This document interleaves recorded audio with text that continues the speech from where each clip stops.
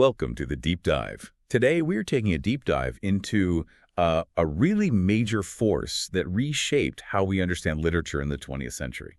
New criticism. That's right. It's fascinating, really. Imagine literary studies where the absolute central idea is this. The poem, the story, the play, it's an object, kind of a self-contained world. Okay. And the critic's job, well, it's to look only at what's happening inside that world, right there on the page itself. That's pretty much new criticism in a nutshell. And we're pulling back the curtain on this approach using a couple of great sources. Yeah. We've got excerpts from a university lecture that really captures the energy and the personalities involved, and also a solid online resource giving us the essential facts. Yeah, our mission here is basically to unpack this influential, sometimes, controversial way of reading. We'll figure out what new criticism actually is, where it came from, Right. meet some of the key players and their big ideas, and see what its lasting impact is, along with, well, the pushback it definitely received. So you'll walk away with a clear picture of this powerful method and why it mattered so much. Exactly. Okay, let's set the scene a bit. New criticism really took hold in the mid-20th century, you said, like the 1930s and 40s. Yeah, around then. The name itself got solidified with John Crow Ransom's book, The New Criticism, back in 1941. And this wasn't just a minor adjustment, was it? Right. It sounds like a real reaction against how literature had been studied before. Oh, definitely. It was a very conscious pivot, them basically saying, okay, let's try something different. So what were they reacting against? What was the academic world of literature like just before they sort of burst onto the scene? Well, they had a couple of main targets in their sights. One was what they saw as an older, maybe kind of dusty approach called philology and literary history. Philology, Right. word history, right. Exactly. And this approach was very strong, especially in places like universities in the U.S. North. Their focus was intensely external to the text itself. External, how do you mean? Think about knowing the exact history of every single word's usage, the author's complete biography, every historical event happening when the work was written. That kind of thing. So like understanding Hamlet by knowing everything about Shakespeare's tax returns. Maybe a bit of an exaggeration, but yeah, that's the drift. The idea was that the meaning was all tied up in these external historical and biographical facts. So if you encountered a word, let's say plastic, in an 18th century poem, a really strict philologist would insist you only understand it by its 18th century meaning. You ignore any later connotations it might have picked up. And the new critics felt this just completely missed the point of the poem itself. Exactly right. They felt it ignored the living language on the page, you know, how words interact within the poem's structure to create meaning, not just sort of point to historical facts. Okay. Our source mentions a famous footnote by W.K. Wimsatt where he provocatively suggests that later meanings of a word, even ones that developed after the poem was written, might actually be relevant if they somehow added to the poem's complex internal coherence. Wow, that's a direct challenge, isn't it? Oh, absolutely. A direct challenge to the idea that historical meaning was the only valid meaning. It's like saying the text isn't just some historical document, but it's alive, a dynamic structure where language can echo across time. So what was the other thing they were pushing back against? The other target was something called appreciative teaching, or criticism. This was practiced by these quite charismatic figures like Q. Sir Arthur Quiller Couch at Cambridge, or William Lyon Phelps at Yale. Appreciative? I mean, that sounds kind of nice, doesn't it? What was the problem there? Well, the new critics thought it was way too subjective and just lacked real substance. These professors were apparently known for giving incredibly moving lectures, quoting poetry rapturously. It's creating an atmosphere. Exactly, creating a wonderful atmosphere, praising works with loads of emotion. But according to our source, there was virtually no content at all in terms of analysis. It was all about evoking feeling and appreciation, not actually showing how the poem worked. Yeah. There's this great anecdote about Phelps entering the classroom, quoting Tennyson beautifully, clasping his hands and just declaring it really good stuff. And that was kind of it. So all feeling, no real breakdown, just saying, wow, this is great, instead of explaining why it's great from the text itself. Precisely. The new critics wanted rigor. They were searching for a systematic method, something that felt less like just a spontaneous emotional gush and more like a deep investigation into the text's mechanics, how it's built. Right. They wanted to move beyond just, what was it, feeling it along your bloodstream. Yeah, exactly. Understand the craft, not just react to it. Rigor over rapture, you could say. Rigor over rapture. I like that. And, This drive for a more rigorous, systematic study fit within the broader changes happening in universities in the 30s and 40s. The study of literature was becoming a more consolidated professional discipline. Ah, so they were part of that professionalization, even while they were critiquing the older academic methods. Yes, they definitely benefited from that movement. And crucially, they were really influenced by the rise of modernist writers. Think T.S. Eliot, James Joyce. Right, the difficult ones. Well, yeah. Modernist poetry was often difficult, layered, complex. It seemed to demand a whole new kind of reading. Eliot talked about how modern poetry had to be able to hold together totally disparate experiences. You know, the smell of cooking, reading philosophy, the sound of a typewriter. Bringing really different, seemingly unrelated things together in the poem. Exactly. And Joyce had that famous idea in Portrait of the Artist. The artist, once the work is done, is like God paring his fingernails completely detached from the creation. The work just stands alone. Okay. And Winsat totally echoes this when he says the work of art is, quote, cut off from its author at birth. So the modernists focus on complexity, self-containment, and the author kind of stepping away. That really fed directly into the new critical idea of the text as this autonomous object. That was a really powerful connection, yeah. Let's dive into some of the key figures who shaped these ideas then. I.A. Richards often comes up first, sort of paving the way. Richards is fascinating, actually, because his training wasn't originally in English literature at all. He started out in Pavlovian psychology. Psychology. Interesting. How did that feed in? Well, it massively shaped his view. He saw reading as fundamentally a psychological process. He focused on the reader's mind, how it reacts to the stimuli of the text, what psychological needs literature addresses. So it wasn't just about the beauty of the words for him, but how they actually affected your brain, your psyche. Yes, very much so.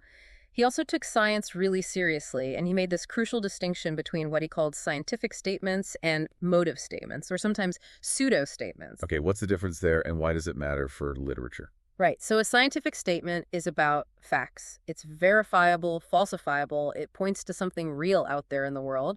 And importantly, it's detached from our feelings or needs. It's about truth or falsehood. Makes sense. A pseudo-statement, on the other hand, like poetry, isn't really concerned with factual truth in the same way. It doesn't necessarily refer to the real world like science does. Richards, pretty provocatively, even suggested poetry could be seen as kind of lying, or even atavistic, like a throwback to older, less scientific ways of thinking. Wow, lying. That sounds harsh. If poetry's lying, why value it at all then?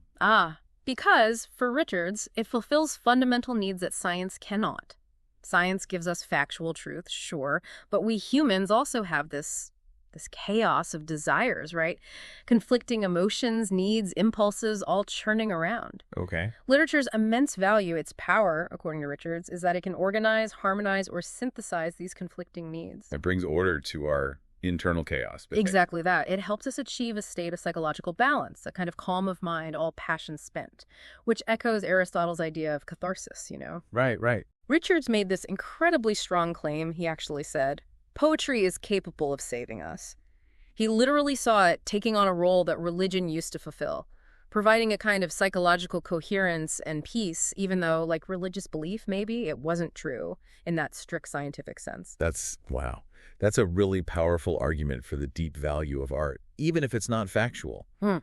Okay, let's talk about W.K. Wimsatt and Monroe Beardsley. They're famous for their fallacies, right? Yes, absolutely. Their essays, The Intentional Fallacy and The Effective Fallacy, were hugely influential in setting the boundaries for how new critics thought you should read. The intentional fallacy sounds like a warning against doing something. It is. It warns against relying on the author's stated or presumed intention when you're trying to interpret a literary work. So don't ask what the author meant to do. Pretty much. Their core argument was, look, once the author finishes writing, the text is public property. The meaning is right there in the words on the page, how they work together, not hidden away inside the author's head or deduced from their biography. So it doesn't matter what Shakespeare thought he was doing with Hamlet. It only matters what the play actually does on the page. Precisely. The text has its own life, independent of the author's intention. And then there's the effective fallacy. Affective. So, about feelings. Yes, affect, feelings. This one is a warning against using the reader's personal emotional response as the primary basis for literary analysis. Okay, now that feels counterintuitive. I mean, my emotional response is a huge part of how I experience poetry or any art. why would they say that's a fallacy for analysis? Right, and they weren't saying your feelings don't exist or don't matter to you as a reader. Of course they do. But they argued that those personal, subjective feelings aren't a reliable or objective method for analyzing the text itself. Okay. Method is the key word. Exactly. Your analysis should focus on the features within the text, the language, the structure, the imagery, the patterns, not just your gut reaction or how it made you feel. They wanted to distance criticism from that purely appreciative, subjective approach we talked about earlier. Got it.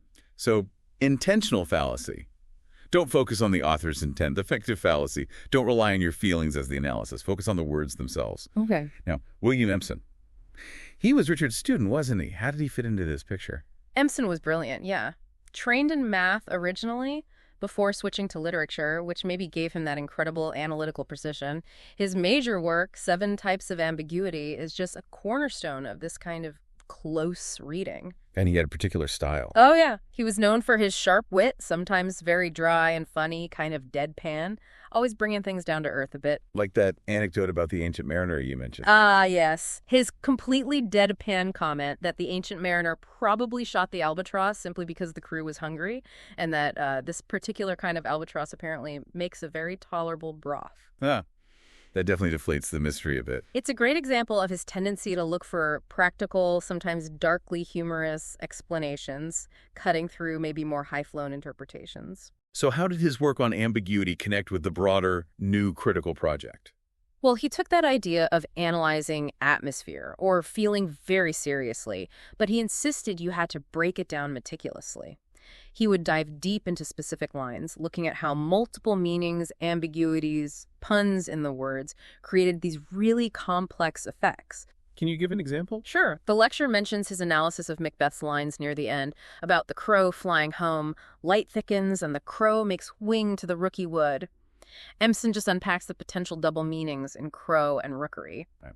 For Empson, these ambiguities weren't just clever wordplay. They revealed Macbeth's incredibly fraught internal conflict, trying to define himself as this unique, isolated murderer, a singular crow, but also feeling deeply anxious about being cut off from community, rookery suggesting society groups. So he used that super close reading of the words to show how the language itself actually creates that complex psychological state, that feeling of dread or conflict. Exactly. He showed how the language does the work.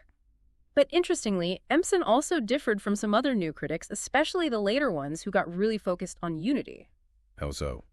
Well, he was maybe less concerned with the reader's immediate psychological state than Richards was, and surprisingly, he was actually more interested in authorial intention sometimes, although he'd often attribute these wildly strange or funny ideas to authors.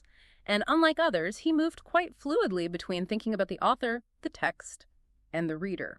What was his most significant difference, though? You mentioned unity. I think it was that he didn't prioritize the unity of the whole text in the same way. He was absolutely brilliant at analyzing local effects.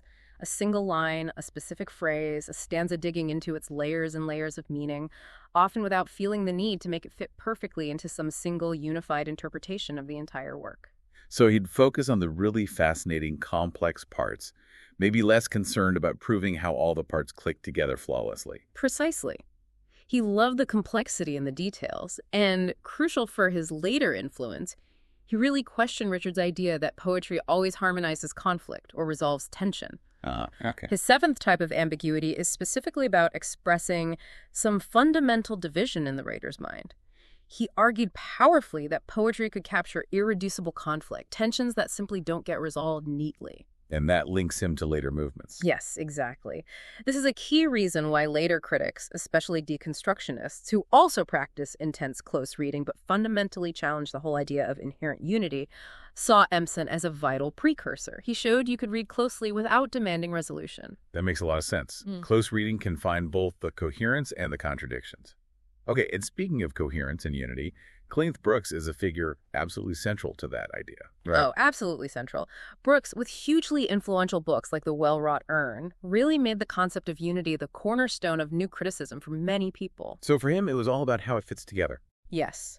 For Brooks, the complexity you find in a great literary work, all the paradoxes, the ironies, the tensions, isn't just random chaos. It's complexity in the service of bringing everything together into an organic, unified, coherent whole. And he had specific terms for how this worked, He used terms like irony, sometimes very broadly, paradox, Hmm. and he drew on Alan Tate's term tension. These were ways to describe how seemingly opposite feelings or contradictory ideas are held together, balanced, or reconciled within the poem structure. Tension sounds like conflict, but you're saying he saw it creating unity. How does that actually work? Well, think about language itself. A word has its basic dictionary definition, its denotation, but it also carries all these associations and feelings, its connotation. Brooks would argue that a good poem creates tension and therefore richness by playing denotation against connotation, or by bringing together ideas that seem contradictory on the surface, like in that Wordsworth poem, describing Lucy as both a fragile, temporary flower and an enduring, distant star. The poem, through its structure and language, doesn't ignore the contradiction. It holds these opposites in a state of tension, and the richness of that tension is what contributes to the poem's complex unity. So it's not about resolving the opposites into one single simple idea? No, not necessarily. But about the poem becoming this special container that can hold complexity, hold contradictions together without them canceling each other out. Yes, that's a great way to put it. It contains them. He famously analyzed Wordsworth's poem, She Dwelt Among Untrodden Ways. Brooks saw the core irony, the unifying tension, in how the speaker reconciles Lucy being this obscure, perishable flower, almost invisible to the world, with her being this unique, intensely luminous star to his personal experience.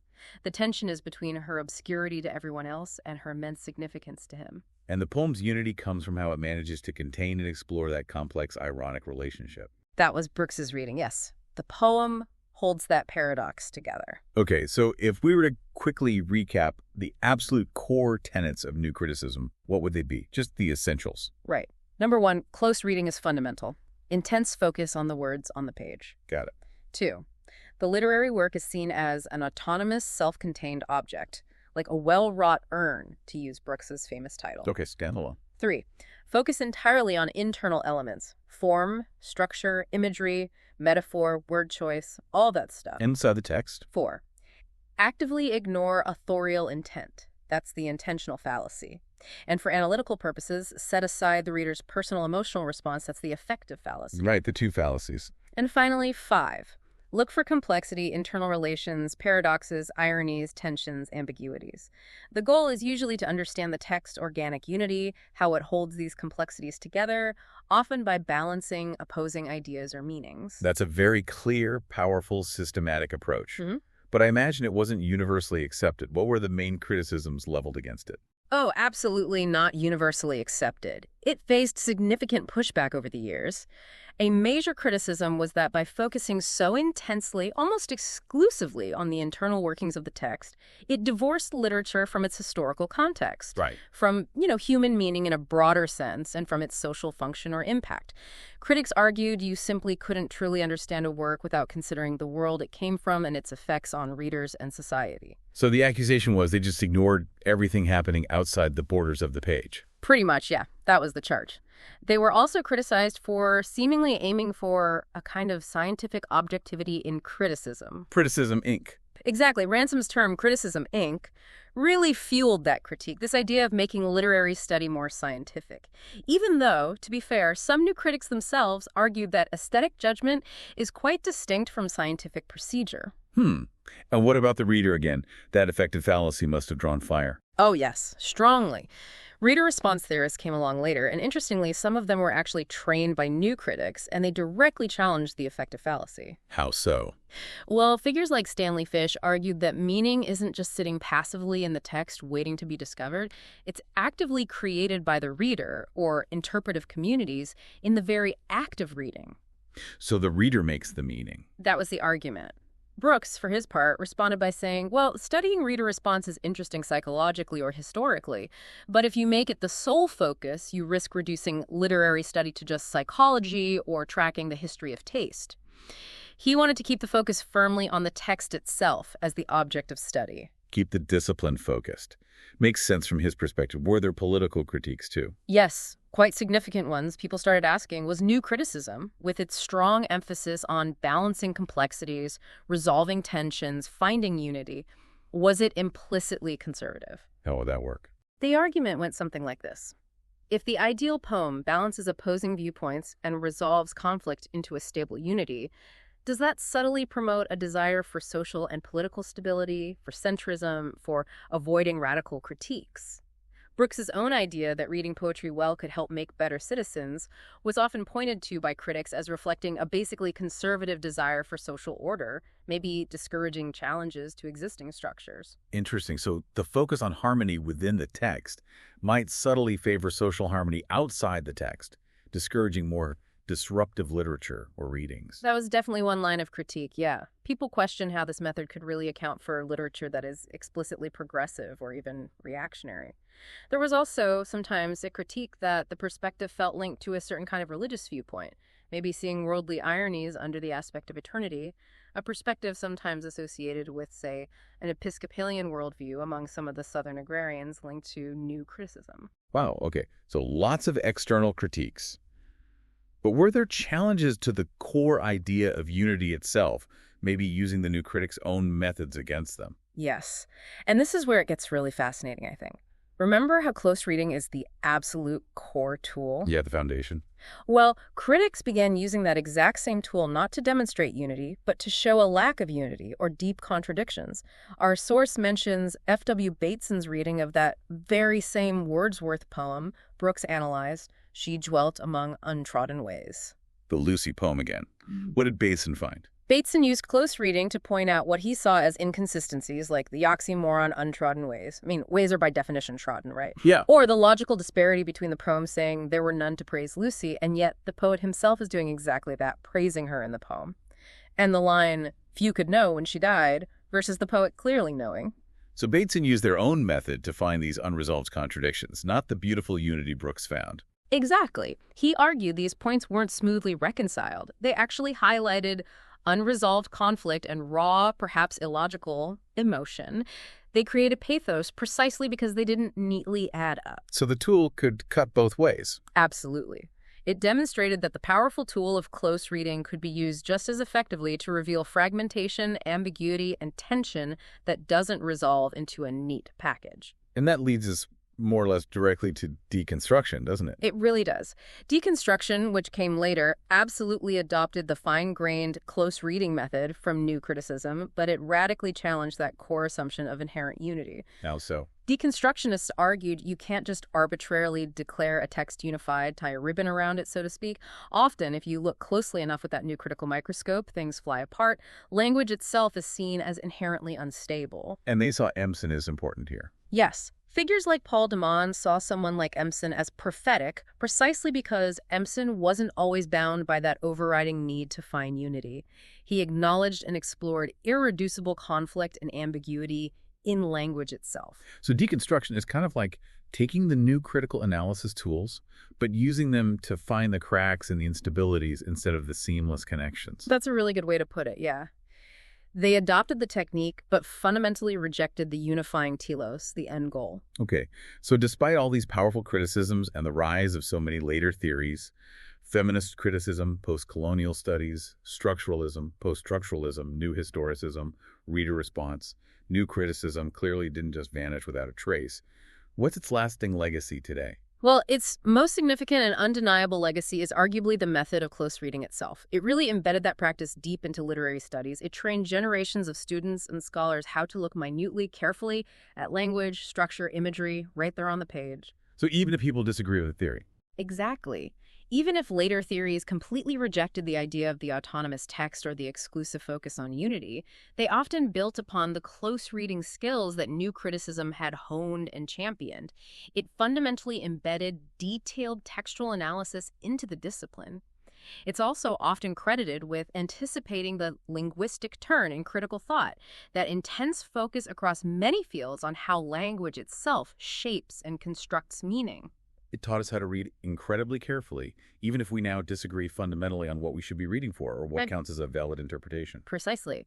That ability to analyze the language of a text deeply, word by word, line by line, is an indispensable skill for anyone studying literature, and new criticism championed that like no other movement before it. Wow, what a journey we've taken. From, understanding what they were reacting against those older ways of reading to developing this Really rigorous method focused entirely on the words on the page. Yeah, grappling with these complex ideas from figures like Richards, Winsat, Empson, Brooks. Facing all those strong critiques from different angles and ultimately leaving behind this core, powerful, maybe double-edged tool of close reading that's still with us. It really did transform the entire landscape of literary study in profound ways, no question. So, thinking about all this, maybe a final thought for you listening. How does understanding new criticism change the way you might approach reading now?